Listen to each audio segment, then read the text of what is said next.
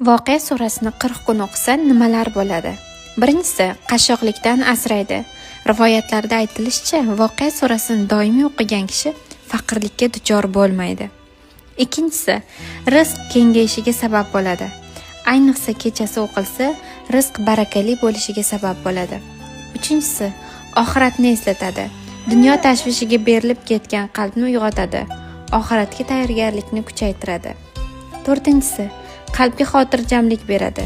Bezovtalik, qo'rquv va ichki siqilishlarni yengillashtiradi.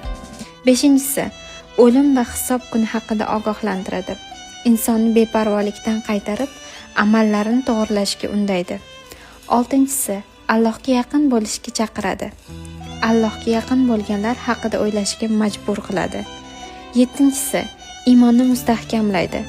Qalbda sabr, tavakkul va qanoat hissini kuchaytiradi. Sakkizinchisi, har kecha o'qilsa yaxshi odatga aylanadi.